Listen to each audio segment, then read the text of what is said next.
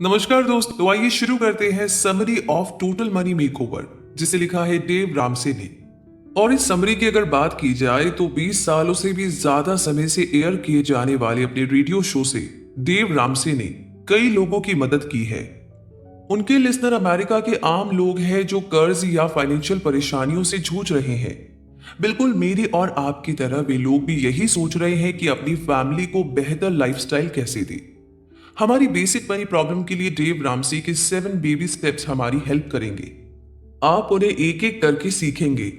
आप उन लोगों की कहानियों के बारे में भी जानेंगे जिन्होंने इस चैलेंज को लेकर अपनी जिंदगी बदल दी है। ये 7 बेबी स्टेप्स क्लियर और आसान है। ये इस प्रिंसिपल पर बेस्ड है कि छोटे स्टेप्स ये लॉन्ग टर्म में आपके बहुत काम आएंगे। आपको अपनी लाइफ में बड़े बदलाव करने की जरूरत नहीं है। ये स्टेप्स आपको हर दिन, हर महीने और हर साल फाइनेंशियल सिक्योरिटी की तरफ ले जाएंगे। अगर बाकी लोगों ने ये कर दिखाया है तो आप तो इसे जरूर कर सकते हैं। तो आइए शुरू करते हैं फर्स्ट चैप्टर से, जो कहता है the total money makeover challenge.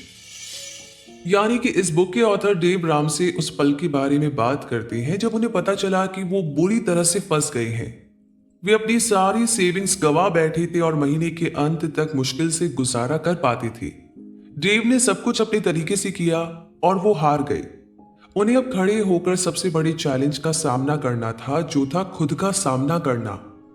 उन्होंने ये सीखा कि उनके तरीके के एक बहुत बड़े एस्पेक्ट या पहलू की कमी थी, जो था अपने आप को मैनेज करना। अमीर बनने की प्रॉब्लम ये नहीं है कि अमीर कैसे बने।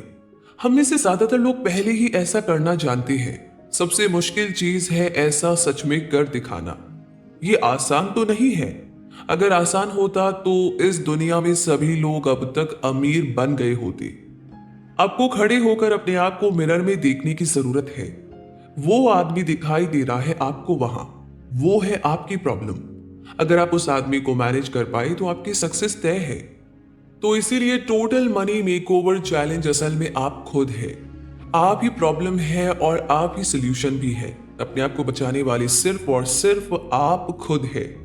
तो इस बहुत ही बढ़िया सी लाइन को जानने के बाद में कि सारा काम हमें खुद पर ही करना है, आगे जानते हैं सेकंड चैप्टर के बारे में कि उसमें हमारे लिए क्या खास है। तो यहां पर इनकार, मैं अभी इतनी भी बुरी हालत में नहीं हूं। Denial, I am not that out of shape. मतलब ये कि सबसे पहले आपको ये समझना है कि आप में कोई प्रॉब्लम है और आपके रास्ते में आने वाली रुकावटों के बारे में समझना ही आपकी प्रॉब्लम को सॉल्व करने का रास्ता है। जैसे कि सारा और उनके हस्बैंड एक साल में लगभग $75,000 तक कमाते थे। उनके ऊपर नॉर्मल कर्ज था, जैसे कि घर का लोन, कार लोन वगैरह वगैरह। और उनके क्रेडिट कार्ड पर सिर्फ $5,000 का लोन था। उन्हें लगा कि सब कुछ ठीक ठाक चल रहा है, लेकिन वो असल में कुछ चीजों को नकार रहे थे। जब भी वे मिरर में देखते थे तो उन्हें दो मोटे लोग कभी दिखाई नहीं देते थे। सारा और उनके हस्बैंड इस बात को नकारते रहे और वो वैसे ही जीते रहे। फिर एक दिन आया जब उन्होंने डिसाइड किया कि उनकी फैमिली को एक बड़े घर की जरूरत है, तो उन्होंने उसे खरीद लिया। उन्हें लगा कि वे फाइनेंशियली सिक्योर है, लेकिन ऐसा था नहीं। तभी एक दिन सारा के बॉस ने उनसे कहा कि उनकी कंपनी अपना खर्च कम करने के लिए कुछ एम्प्लॉयज की संख्या को कम कर रही है। इस वजह से सारा की जॉब चली गई और देखते ही देखते उनकी साल भर की टोटल फैमिली इनकम के $75,000 में से $45,000 चले गए। तो अब सारा और उनके हस्बैंड डर गए थे और उन्होंने पहली बार अपने आप को मिरर में देखा।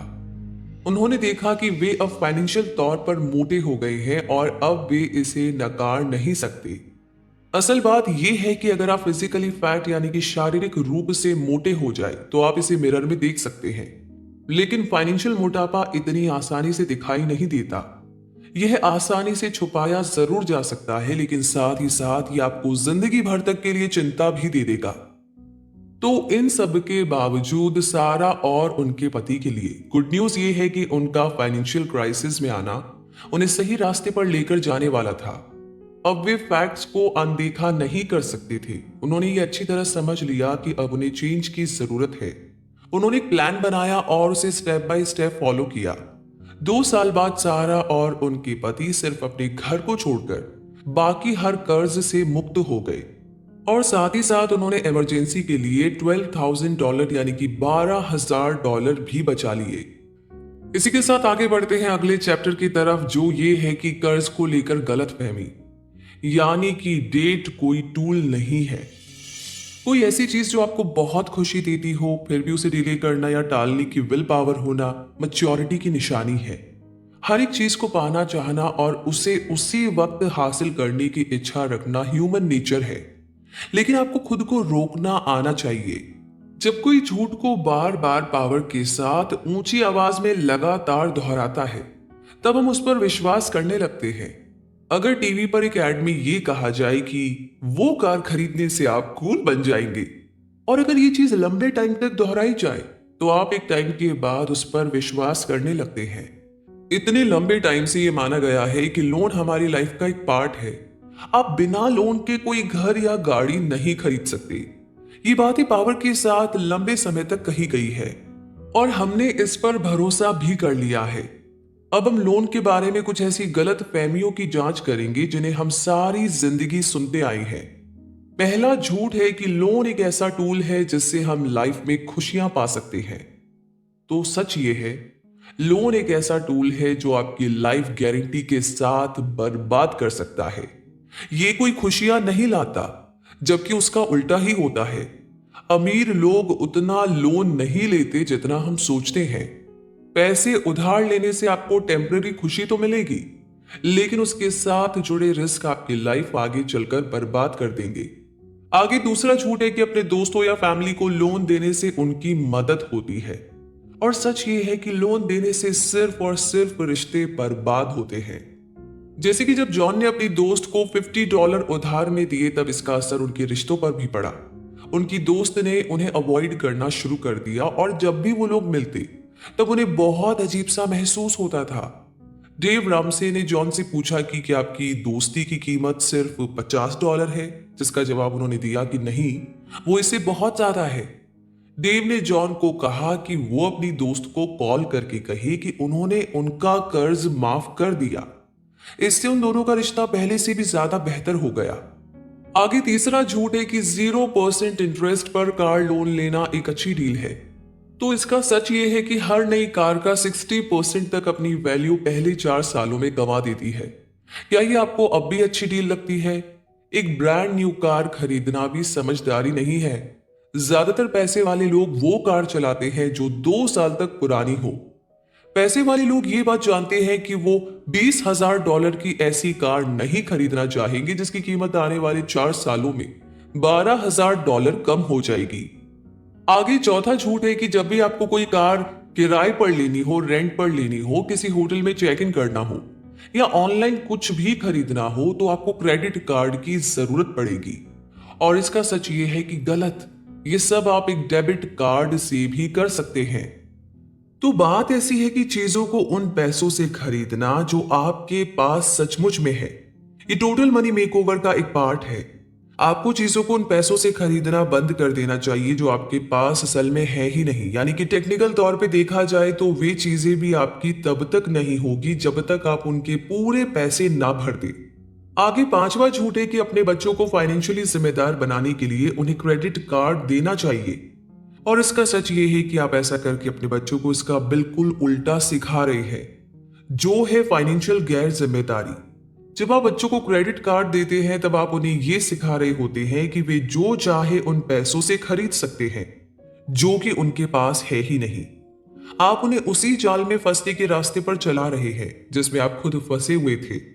कई कॉलेज ग्रेजुएट जॉब मिलने से पहले ही बहुत सारे कर्ज में डूब जाते हैं। क्या आप सोच भी सकते हैं?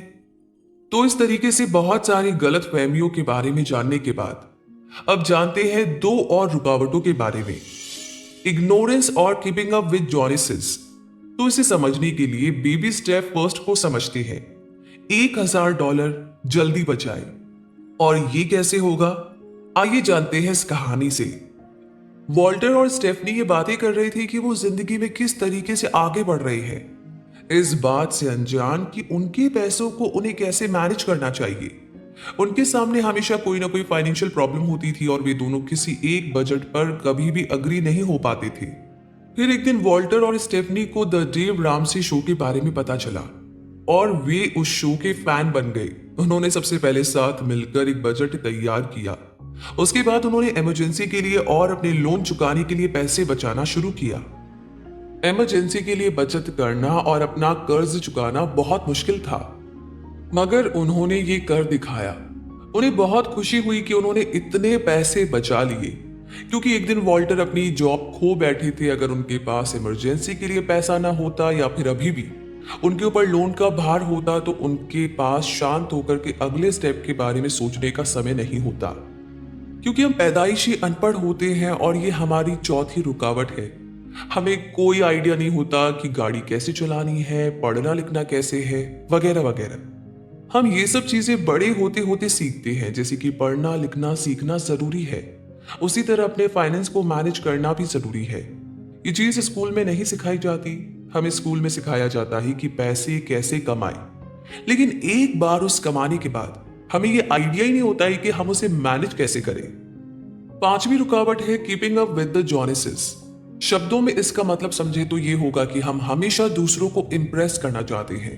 हम उन चीजों को खरीदना जरूरी समझते हैं जिसे देखकर लोग हमें पैसे वाला समझे, भले ही हमें उस चीज की बिल्कुल भी जरूरत ना हो। हमें लगता है कि हमारे दोस्तों को इंप्रेस करने के लिए ये गैजेट या वो वाली ज्वेलरी खरीदना तो बहुत जरूरी है।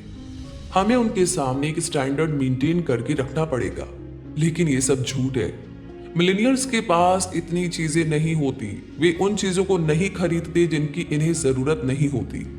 उनमें से कई तो 10 साल पुराने फोन तक भी यूज करते हैं। जी हाँ, जैसे कि डेव रामसे जब मिलेनियर थे तो उन्होंने एक जैगुआर कार खरीदी, लेकिन फिर उन्हें नुकसान हुआ और उन्होंने पैसे खो दिए। ऐसे में लॉजिकल चीज यही होती है कि वे अपनी कार बेच देते, लेकिन उन्होंने ऐसा नहीं किया। उन्हें अपनी इमेज मेंटेन करनी थी एक जैगुआर रखकर, लेकिन असल में उनके पास उसकी मेंटेनेंस की भी पैसे नहीं थे। तो डेव ने अपने दोस्त को भी अपने साथ लोन के पेपर को साइन करने के लिए मना लिया। ये सब सिर्फ इसीलिए ताकि वे जैगुआर रख पाए। लेकिन जैसे जैसे समय बीतता गया, जैगुआर की हालत खराब होती गई, क्योंकि डेव के पास उसे ठीक करवाने के पैसे नहीं थे। उनके दोस्त भी उनके लिए लोन के पैसे भर भर कर थक गए थे, तो उन्होंने प्यार से कहा कि वे अब उसे बेच दे। लेकिन डेव ने बेचने से फिर मना कर दिया और आखिर में उनके दोस्त ने लोन भरने से भी मना कर दिया। फिर बैंक ने डेव को गाड़ी बेचने पर मजबूर किया और आखिर में उन्हें अपनी गाड़ी बेचनी ही पड़ी। तो अमीर बनने के लिए छोटे छोटे स्टेप्स लेने चाहिए। अगर आप वजन कम करना और मसल्स बनाना चाहते हैं तो आप एक ही दिन में खाना पीना छोड़कर 5 किलोमीटर नहीं भागने लगते। ऐसा करने से आप चक्कर खाकर गिर जाएंगे। पैसों पर भी यही बात लागू होती है। $1000 बचाना आपके किसी बुरे दिन में काम आ सकता है। $1000 आपके इमरजेंसी फंड की बस शुरुआत है और समय के साथ आपको इसे बड़ी रकम में बदलना होगा। फाइनेंशियल इग्नोरेंस या फाइनेंशियल रूप से ना समझ होना आपकी जिंदगी को बर्बाद कर सकता है। जब आपके पास खाने तक के पैसे ना हो तब भी अमीर होने की इमेज मेंटेन करना आप पर उतना ही भारी पड़ सकता है। पहले $1000 को अभी से बचाकर उसे बढ़ाने की कोशिश करना शुरू कर दीजिए, जो आपके आगे आने वाले बुरे दिनों में मदद करेगा। इसी के साथ अब आगे बात करते हैं baby step 2 the debt snowball और बेबी स्टेप 3 जो है इमरजेंसी फंड पूरा कीजिए। आपके पास होने वाली चीजों में सबसे बुरी चीज है लोन। एक एवरेज अमेरिकन की एनुअल इनकम $50,000 है। वे महीने भर में लगभग $2,000 तक लोन चुकाते हैं। अगर वे उस पैसे को लोन कलेक्टर को देने के बजाय खुद के लिए बचा पाते तो एक एवरेज अमेरिकन 28 सालों में $5.5 मिलियन का मालिक बन सकता था। और ये बस एक एवरेज इनकम है। जो लोग फाइनेंशियली स्मार्ट नहीं है उनकी सबसे बड़ी प्रॉब्लम यह है कि भले ही उनके ऊपर लोन ना भी हो और अगर उनके पास $2,000 एक्स्ट्रा भी हो तो भी वे उन्हें उन चीजों पर खर्च कर देंगे जिनकी उन्हें जरूरत नहीं है। तो चलिए अब डेट स्नोबॉल को समझते हैं। सबसे पहले अपने हर लोन की एक लिस्ट बना लीजिए। शुरू सबसे छोटे वाले से करें और फिर बड़े वालों पर जाए। आपके घर के लोन को छोड़कर हम बाकी सब पर फिर से आएंगे। इसके बाद एक प्लान बनाएं कि कैसे आप ये सारा लोन चुका सकते हैं। हमें छोटे लोन को पहले क्यों चुकाना चाहिए? क्योंकि छोटी जीत भी जीत होती है। वे आपको सही रास्ते पर चलते रहने की गारंटी देती है। सभी बड़े लोन की लिस्ट बनाने के बाद सारे लोन में से छोटी छोटी रकम चुकाना शुरू कर दीजिए। लेकिन जो छोटे लोन हैं उन्हें आप पूरा अभी के अभी चुकाएं। ये सब करने के बाद अपने दूसरे लोन पर काम करना शुरू कर दीजिए। अगर आपका पहला लोन $50 था तो आपने ये रास्ता पहले ही पता लगा लिया होगा कि $50 आपको कहां से मिल सकते हैं। अब आप अपने दूसरे लोन में ये $50 जोड़कर इसे एक साथ पूरा चुका सकते हैं। अब सांस लीजिए, एक ब्रेक लीजिए, लेकिन लंबे समय तक नहीं। अब अपने तीसरे, चौथे और पांचवें लोन पर काम इसी तरीके से शुरू कर दीजिए। तो ये है स्नोबॉल डेट का जादू। जितना आगे ये बढ़ता जाएगा उतना लोन आप चुकाते जाएंगे। जैसे कि जॉश और एमी एक एवरेज अमेरिकन कपल थे जिन पर $169,000 का लोन था। उन्होंने दूसरी चीजों पर पैसे खर्चे। जॉश ने एक BMW भी खरीद ली और एमी ने कपड़े और बाकी सामान खरीदे, जिससे उनका लोन और बढ़ता गया। फिर एक दिन आया जब जॉश ने अपनी जॉब खो दी। तब उनकी महीने की इनकम में से $4,000 देखते ही देखते गायब हो गए। उन्हें यह समझ में आ गया था कि उन्हें जल्द ही कोई कदम उठाने की जरूरत है, वरना वे ऐसे ही अपना सारा इमरजेंसी फंड खर्च कर देंगे। तो उन्होंने अपने रेंटल हाउस और BMW को बेचकर अपने मेडिकल बिल और स्टूडेंट लोन को भरा।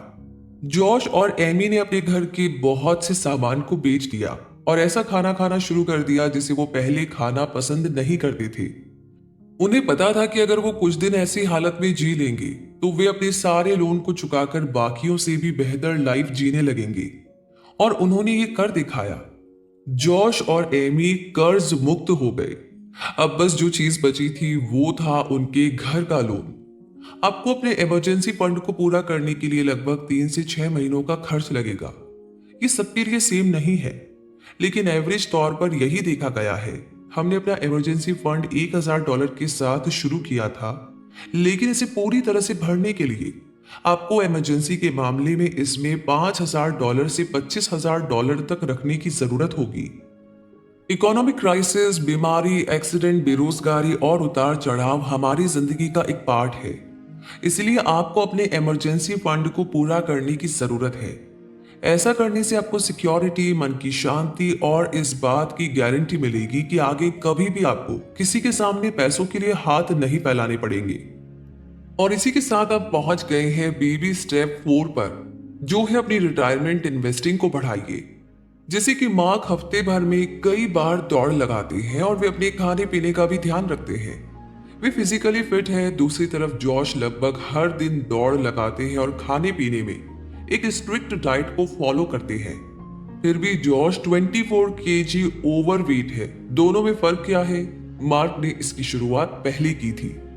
मार्क उनमें से आधी चीजें नहीं करते जो जॉश करते हैं, लेकिन फिर भी मार्क फिजिकली बेहतर है। क्यों? क्योंकि मार्क बस उसे मेंटेन कर रहे हैं जो उन्होंने पहले ही हासिल कर लिया है। तो पैसों के साथ भी यही बात है। शुरुआत की मेहनत मुश्किल लगेगी, लेकिन एक बार आप वो पा ले जो आप चाहते थे, उसके बाद जिंदगी बहुत आसान हो जाएगी। क्योंकि आगे आपको सिर्फ उस लाइफस्टाइल को मेंटेन करना है जैसे आपने अपनी मेहनत से कमाया है। इसलिए आपको फाइनेंशियली फिट होने की जरूरत है। आपको अपनी इनकम में से 15% अपनी रिटायरमेंट के लिए बचाना होगा, चाहे जो भी हो जाए। आपको ये करना ही होगा। रिटायरमेंट का मतलब ये नहीं है कि अब आपके पास काफी पैसे जमा हो गए हैं तो अब आप रिटायर हो सकते हैं।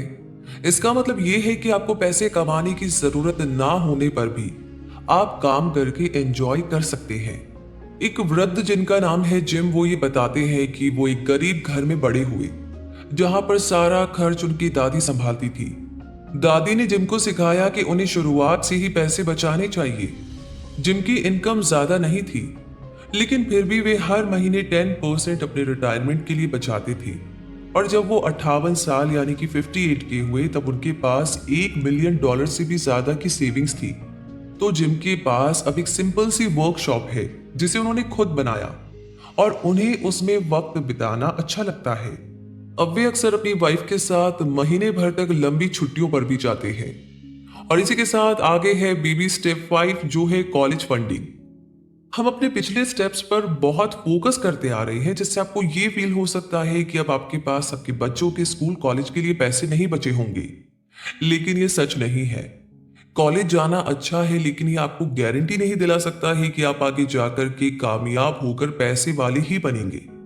कॉलेज से आप सिर्फ नॉलेज हासिल कर सकते हैं और इस नॉलेज को आप कैरेक्टर, विजन, हार्डवर्क और ऐसे ही दूसरे बेबी स्टेप्स जिनके बारे में हम पहले भी बता चुके हैं, उनके साथ जोड़कर आपके बच्चों को सही ट्रैक पर रखने के काम में ला सकते हैं। कॉलेज जाना इच्छा की बात है, जिंदगी की जरूरत नहीं। ये एक लग्जरी है, नेसेसिटी नहीं। आपके बच्चों को कॉलेज भेजना जरूरी है, लेकिन इतना जरूरी नहीं जितना कि आपके इमरजेंसी फंड और रिटायरमेंट फंड है। कॉलेज के कारण लोन लेना ज्यादा समझदारी नहीं कहलाती। कॉलेज के लिए कुछ रूल्स अप्लाई होते हैं। पहली बात यह कि ज्यादातर डिग्री इस बात पर मायने नहीं रखती कि आपने उन्हें कहां से कमाया है। इसका मतलब यह है कि यह बात इतनी जरूरी नहीं है कि आप कौन से कॉलेज से ग्रेजुएट हो रहे हैं। तो इसीलिए किसी महंगे कॉलेज को चुनने की बजाय थोड़े कम महंगे कॉलेज को चुनिए। कॉलेज का पहला रूल है कि आप कैश में पेमेंट करें। दूसरा रूल ये है कि आपके पास जरूरत के जितना कैश या कोई स्कॉलरशिप मौजूद हो। सिर्फ और सिर्फ तभी आप अपने बच्चों को कॉलेज में पढ़ा सकते हैं। एक बहुत ही ज्यादा सुनाई देने वाली मिथ ये है कि डिग्री लेने के लिए आपको स्टूडेंट लोन लेना जरूरी है। ये सच नहीं है। एक एवरेज स्टूडेंट $15,000 तक स्टूडेंट लोन के साथ ग्रेजुएट होता है, जिसके पीछे की वजह यह है कि वह बोर्डिंग हाउस या हॉस्टल की जगह अपार्टमेंट में रह रहा होता है। अगर वो कैंपस के बाहर खाना खाने की बजाय हॉस्टल में रहकर कॉलेज से मिलने वाला खाना खाए तो वो लगभग $5,000 तक की बचत कर सकता है। स्टूडेंट लोन असल में पढ़ाई के लिए नहीं होता, वो कैंपस के बाहर के खर्चे जैसे कि अपार्टमेंट या कैंपस के बाहर के खाने के लिए होता है। तो पढ़ाई करने के लिए किसी लोन की जरूरत नहीं पड़ती। चलिए अब डिस्कस करते हैं कि कॉलेज के लिए हम कैसे बचत कर सकते हैं। अगर आप पैदा होने से लेकर के 18 साल तक $2,000 तक इन्वेस्ट करेंगे तो आपके बच्चे के पास $126,000 तक होंगे। अगर आप पैदा होने से लेकर के 18 साल तक $2,000 तक इन्वेस्ट करेंगे तो आपके बच्चे के पास $1,26,000 तक होंगे, यानी कि $1,26,000। ये उनके कॉलेज के खर्च के लिए काफी है। ये महीने भर के सिर्फ $166.67 हुए और ये आपको महंगाई के समय में दूसरों से बहुत आगे रखेंगे। चलिए हम इसे कैलकुलेट करते हैं।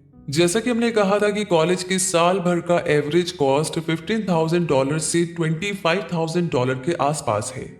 अब इसे 4% इन्फ्लेशन रेट यानी महंगाई को ध्यान में रखकर 4 से मल्टीप्लाई कर दीजिए। इससे आपका टोटल कॉस्ट $60,000 से $100,000 तक आ जाएगा। हम इसका एवरेज लेंगे जो होगा $80,000 और बस। अब हमें और मैथ्स की जरूरत नहीं है। अगर आप हर साल $2,000 18 सालों तक इन्वेस्ट करते हैं तो $80,000 आपके बच्चे के पूरे कॉलेज खर्च के लिए काफी है। इसी के साथ हम पहुंच गए हैं बेबी स्टेप 6 पर, जो है अपने घर का लोन या मॉर्टगेज भरकर पूरा कीजिए। अब आप कर्ज मुक्त यानी कि डेट फ्री है। जो चीज बची है वो है आपका होम लोन और हमने प्रॉमिस किया था कि हम इस बारे में बात जरूर करेंगे।